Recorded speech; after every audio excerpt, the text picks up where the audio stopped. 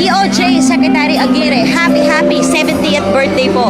Thank you very much, Mocha. At dun sa inyong mga taga-subaybay, magandang gabi sa inyong lahat. Maraming salamat.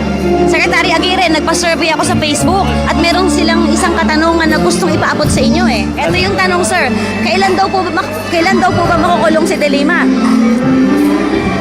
Well, siguro pagka-file ng case against her, kung DOJ lang ang aantabayanan, sandali lang yan eh. Hindi lalampas ng December. Pero baka dalhin pa natin yun sa ombudsman eh. Sapagkat ombudsman ang mayroong primary jurisdiction pagdating sa mga cases cognizable by the Sandigan Bayan. So yung ombudsman po ang kukulitin ng taong bayan? Tama. Kulitin na lang natin ang ombudsman pag nandun na sa kanila, na madaliin nila. Okay po. Salamat, Secretary. At mula sa DDS, happy 70th birthday po. Mahal po namin kayo. Thank you, Mocha.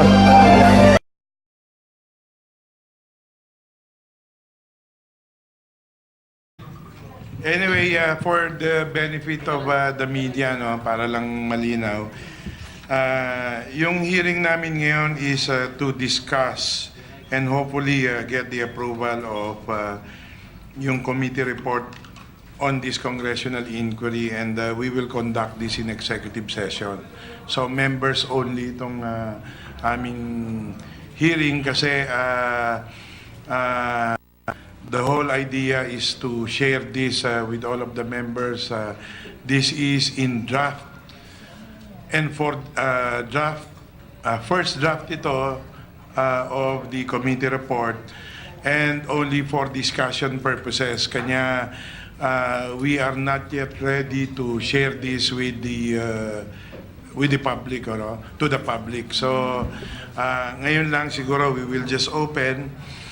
And then we will conduct our hearing in executive session. So yung mga members and not even the staff, yung ano lang, yung secretariat lang, ano. What is the rule on executive session? Sinong pwede?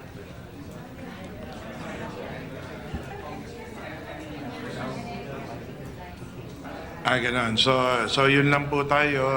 Later, siguro for now, we will give an opening remarks, and then just to give you an idea of where we are. But we hope to get this done within the day, and we hope to get this approved within the week before we go on a break. And so yun po yung atin.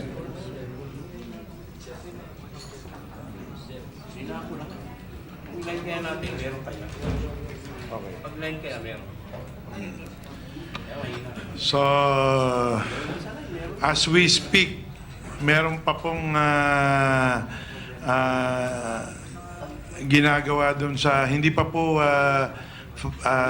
final draft yung what we have, and the secretariat is still working on it, but we need to discuss this at the committee level, because later on we will vote upon it, or at the proper time we will vote upon it, and we need to get a consensus, and hopefully we can obtain a consensus from all members who will vote upon this committee report. So, and then eventually in plenary also.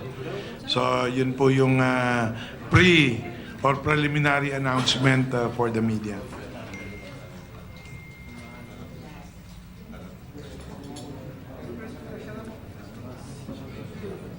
Tapos, for the members naman, since we are in executive session, yung draft po natin, bibigay namin sa inyo. But before you leave, we will collect it again so that yung what we will agree on is what will come out as a final form that we will vote upon, that can now be shared to the public.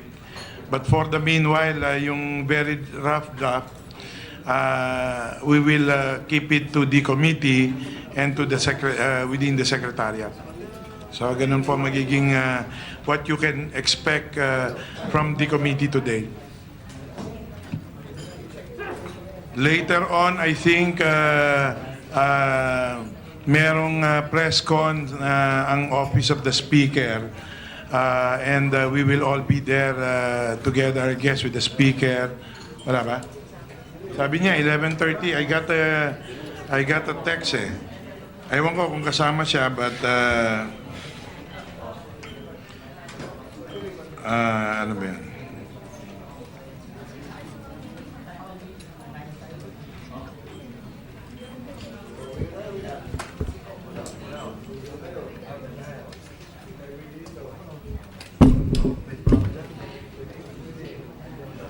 Hindi ko makita eh. But anyway, there is notice at 11:30 na meron ganun.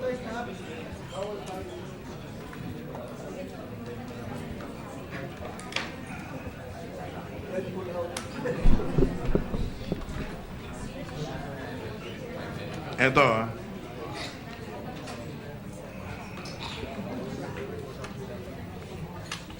press briefing on May 17 October at 11 a.m. Ano, 11:30 yata yung ano. To cover Bilibid drug trade,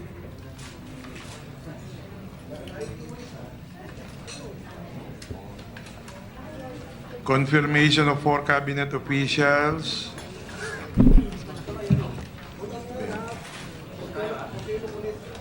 ayan, media briefing 17 October 2016 on Bilibid trade, probe on confirmation of 4 cabinet officials, on national budget, on charter change, on tax reforms, on other bills, on Philippine-US relations, on high approval trust rating of President, on support for successful drug war,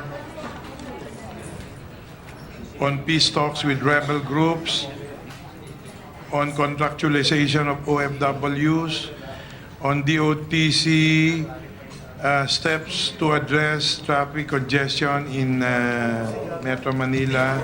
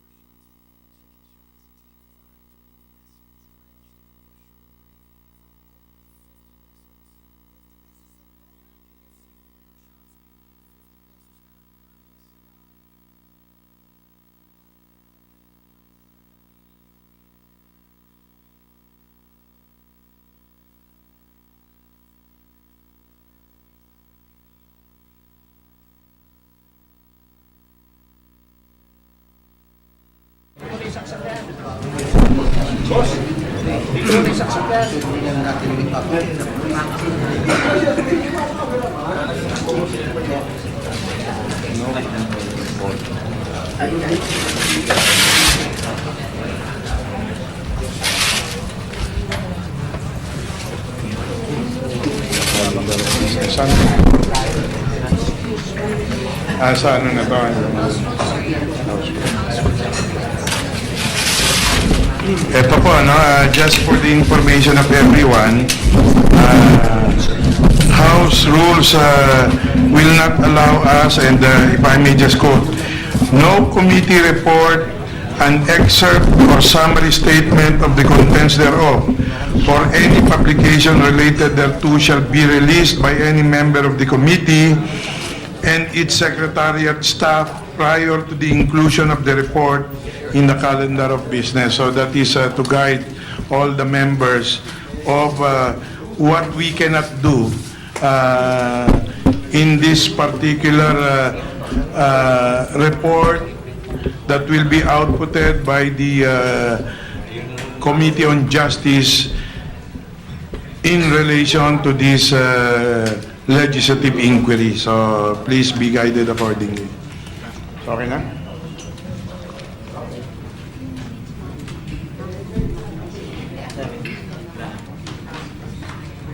Sabihin sa kanya to move for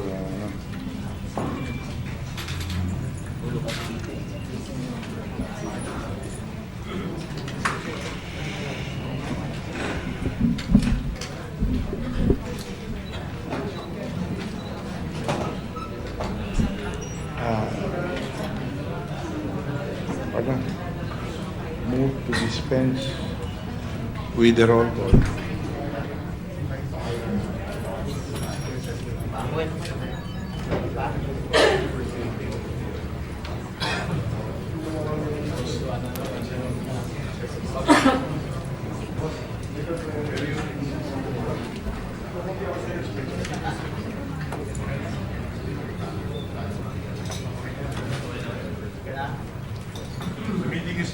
The meeting is now called to order. Mr. Chairman, I respectfully move to dispense with the roll call. Second.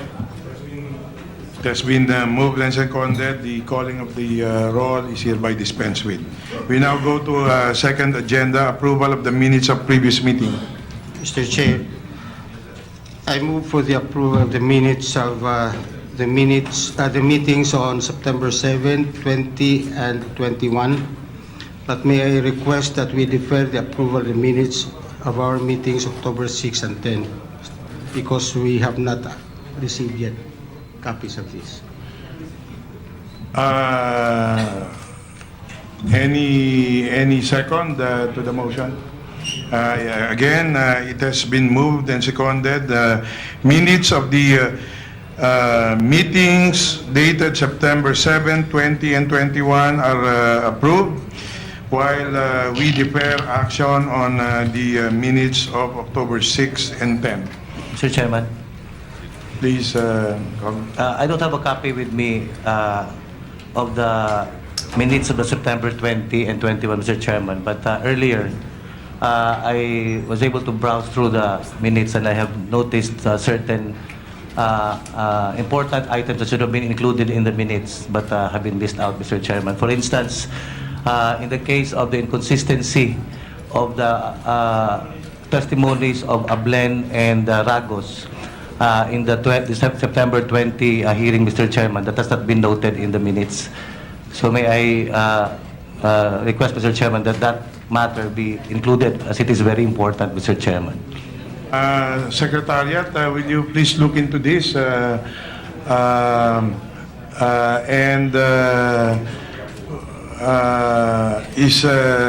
Is there any motion to again consider that and consider the minutes of September ano to? September 21? 20, Mr. Chairman. September 20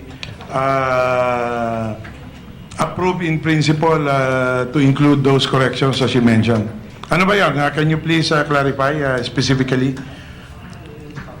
Specifically, Mr. Chairman, in the case of the claim of Mr. Ablen that Mr. Ragos ordered him to collect from the inmates tara of 100,000 pesos a week, and that on the first week he was able to collect like 1 million pesos from the first 10 inmates that complied with the required with the instruction of Director Ragos, and in the succeeding weeks they were able to collect already from all 17 inmates. These were all denied by Director Ragos, Mr. Chairman, and that has not been included in the minutes, Mr. Chairman. I think that's very material in terms of determining the consistency of the testimonies of our witnesses, Mr. Chairman. You wanted what? You wanted what? I wanted that included, Mr. Chairman. I think that's very Pero material. in succeeding hearings, Kamo, what is that you wanted to, ano?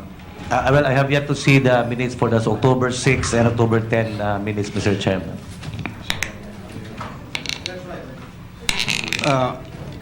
October 6 and 10, precisely, we have to defer approval of the minutes of October 6 and 10 because we have not received copies yet of that. So does that satisfy your concern? Yes, Mr. Chairman, as far as October 6 and October 10, Mr. Chairman, but as far as September 20, Mr. Chairman, may I move that the minutes Was raised by the good congressman on this particular point. And then for the secretariat to discuss the matter directly with the congressman. Okay. Thank you, Mr. Chairman. Yes, sir. So anyway,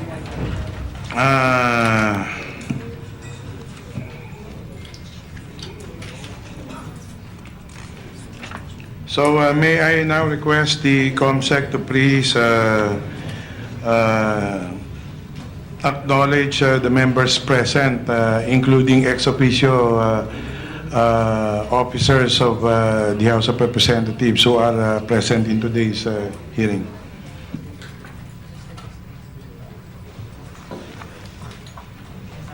Good morning.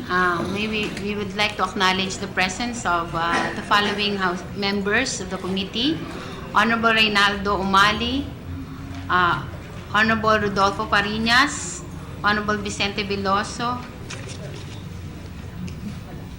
Honorable Strike B. Revilla, Honorable Ramon Rocamora, Honorable Jericho Jonas Nograles, Honorable Lawrence Lemuel Fortun, Honorable Edward Vera P. Maceda, Honorable Jose Christopher Belmonte, Honorable Edwin Ong, Honorable Mahmoud Mendy, Honorable Luisa Loren Quaresma,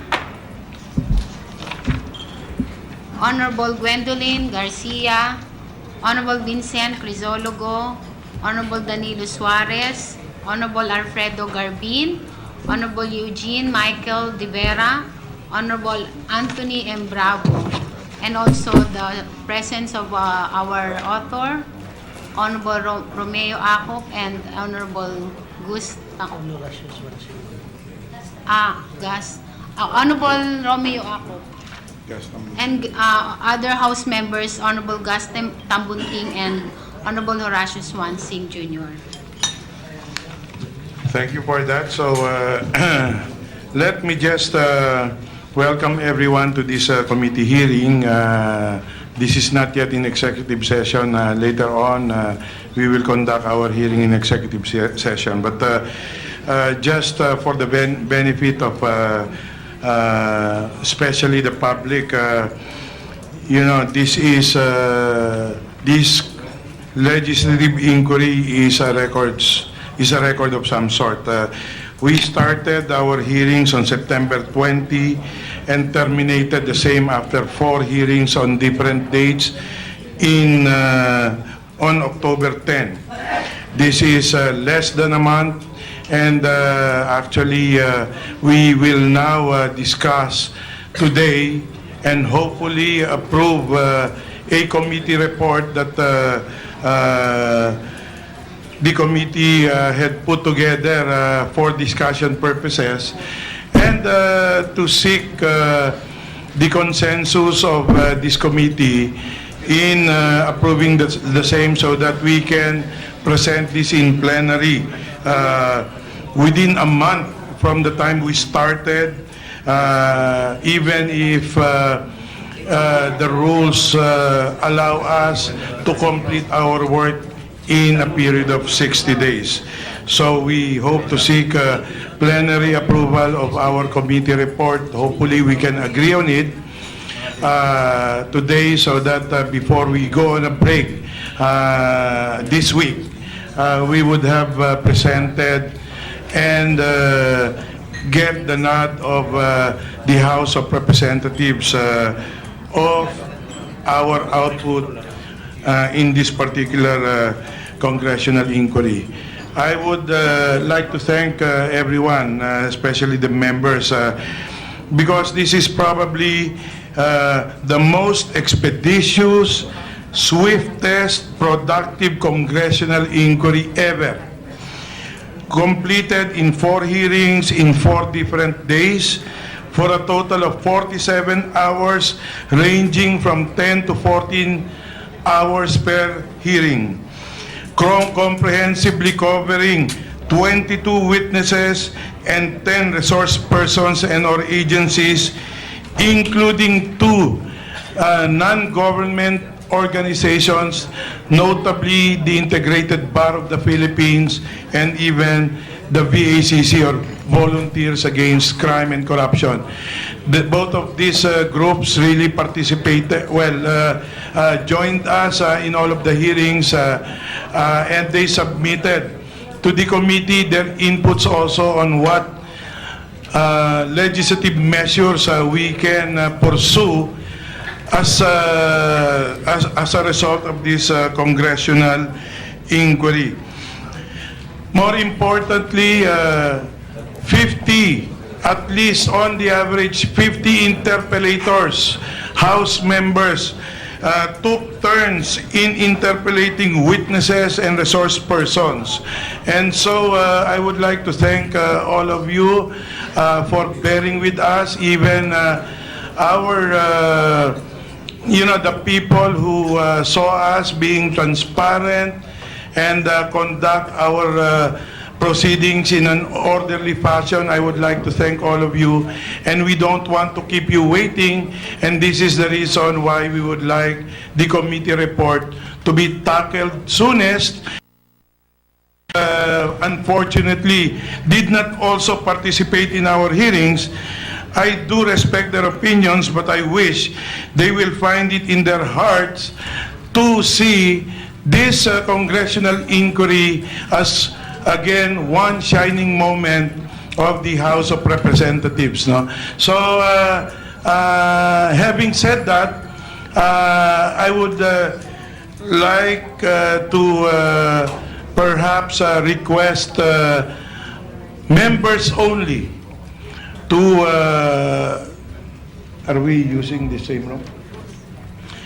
We will be using the same room so that we will expect only members and the secretariat. And for those House members who wish to participate but are not allowed under our rules, I think discretion is given to the chair to also accommodate them. Pare-pareho lang naman po tayong halal ng bayan, and I do not want to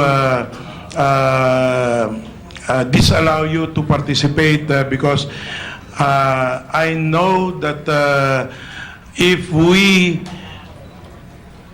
allow everyone to participate, we will better get a consensus of the final output that we will submit to plenary, which we will vote upon anyway when we are about ready to do that.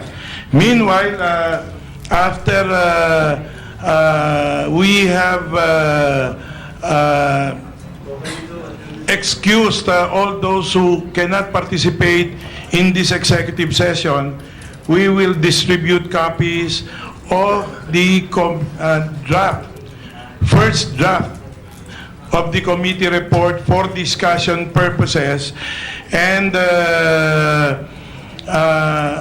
we will have to collect the same again before we end our executive session, and so we can give the secretariat time to finalize it, and once finalized, this is what we can vote upon.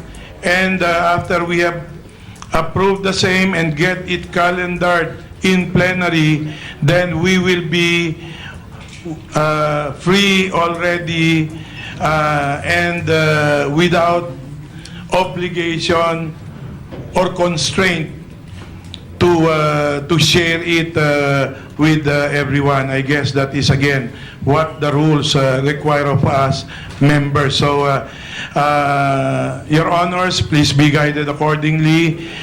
And may I now request any comment at this point in time while the media is still here before we request the media to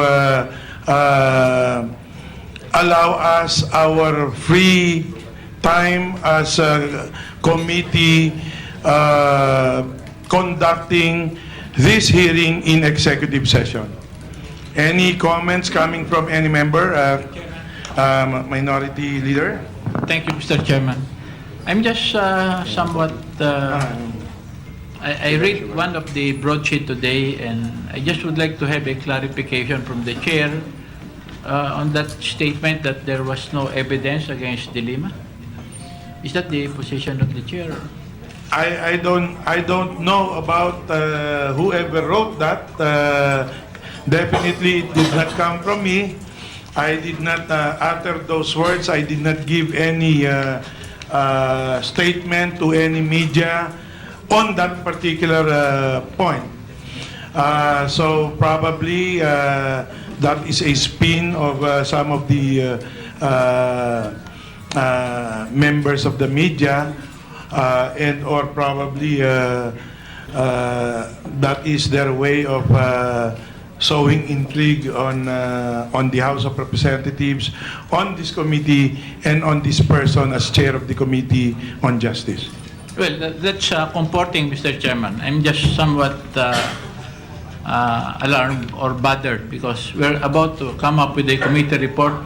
Here is a broadsheet news stating that the chair has made a statement that there is no evidence linking De Lima to this particular resolution, that I am one of the authors. That's precisely the reason I am somewhat concerned.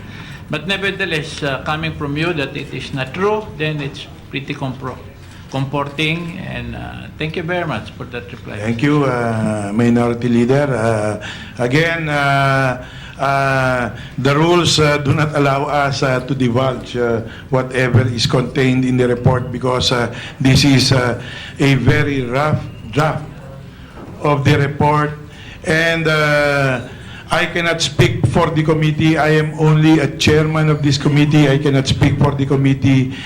The committee report is what will be the statement of this institution, not Congressman Umali, not Chairman Umali, but the Committee on Justice, of which I only have one, I only chair, and I only have one vote, which I cannot even exercise unless to break a tie when we vote upon any measure before this committee. So please disabuse your mind about whatever has been written, because that is a canard that no one should even listen to. Mr. Chairman, in relation to the manifestation of the Minority Leader, Mr. Chairman, I heard over the radio when I drove my son to school this morning that you made a statement that the prosecution of Senator De Lima will not be one of the recommendations of the committee. Do you confirm that, Mr. Chairman? That is not our job. Prosecution is an executive function, not a congressional function. Investigation and enforcement are executive functions, not legislative functions. So that is not our role. Our role is to legislate, and that is what we will focus on in our committee report. But having said that, that is not to say that we will not have our own findings of what facts had been established in this committee. And anyway, you will all see that in the committee report, and you make your own judgments as to what will be the output of this committee that I have steered towards producing this committee report for the approval of all members of this committee and then eventually the plenary. Mr. Chairman. Mr. Chairman. Yes, From what I understand from your explanation, this committee cannot make recommendations to the Department of Justice, cannot make recommendations to the NBP. Is that the rule, Mr. Chairman? I did not say that. I did not say that. I'm just saying that that is not our function. But we can Prosecution is not our function. But we can recommend in our resolution, Mr. Chairman. I guess it can be done, but as you very well know, charges have already been filed. So what is there to recommend? No, not only. For example, we can recommend on the functions of the new It is the decision of the. That's why I'm only, it is the decision of the committee, yes, not mine. but that's why I'm asking. We will not be able to suggest on the functions of the NBP, for example, that they should put up a net, something like that. Are we not allowed to? We will not be allowed to make recommendations in our resolution. We are allowed. Thank you very much, Mr. Chairman. Thank you. At any rate, Mr. Chairman, those who will not vote for the approval of the committee report and those who did not sign the committee report has the liberty to file their own concurring or dissenting opinion, Mr. Chairman. So those who will not agree can file their dissenting opinion, and those who agree and has different recommendation can also file their concurring opinion, Mr. Chairman. We will look into that if that is allowed. You know, we are not also a court of law. I do not know if this is allowed under the rules. That is allowed, Your Honor. At the proper time, we will. We may have to rule on that. Mr. Chairman, that is allowed under the rules. Under Section 16 of our Rules of Legislative Investigation, it says that those members who vote against the approval of the report and who do not sign the majority report may make concurring or dissenting opinions. And the same, the report can be filed with the Secretary General and be the subject of the order of business before the plenary, Mr. Chairman. That is correct. That is Section 16, but not in this committee, but in the plenary through the Secretary General. So that is beyond the committee, and you have your time to do this in plenary when the matter is included in the order of business for purposes of deliberation and approval by the House in plenary. So, ayaw niyo pa bang makita yung report? Bakit ang dami yung tanong? Last item. Hindi ba kayo na-excite sa report? Sige, Congressman Salo. Yes, Mr. Chair. This is a different matter, Mr. Chair. I just note that this committee issued the warrant of arrest on Ronnie Dayan. So may I just inquire on what would be the status of that and what would be the action of the committee in as much as the committee is already terminating its investigation on this matter? The warrant stays. The contempt stays because that is contempt of the House of Representatives, not only this committee. Please remember that the subpoena was issued and approved by the Speaker of the House, not by the chair of this committee, and therefore that contempt is against the institution. Hence, as I said in our previous hearing, all unfinished business will be referred to the appropriate committees or even subcommittees of the Justice Committee. So he will have his time to respond to any and all questions that are response to any and all questions that may be required by any member of this House in the appropriate committee. So the contempt order stays and the arrest order stays. So on that note, we would like again to thank our friends from the media for covering us even in this short period of time. Let again reiterate that at 11:30 we will have a House briefing led by our good Speaker. So, you know, you may raise all of the questions that you'd like to raise from us at that particular moment. Meanwhile, may I request your indulgence to please vacate this room so that we can proceed with our Before judge. that, Mr. Chair, may I move to conduct an executive session so we can properly convene for executive session, Mr. Chair. Second motion, Your Honor.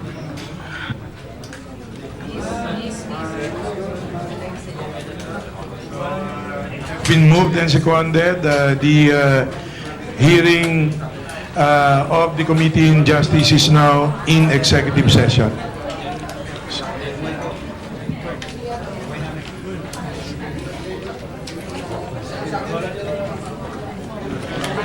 The committee directs the stenographers to please stay to record whatever we will discuss here. But of course, with a notice that you cannot release and or divulge this unless with the prior approval only of the chair. Thank you.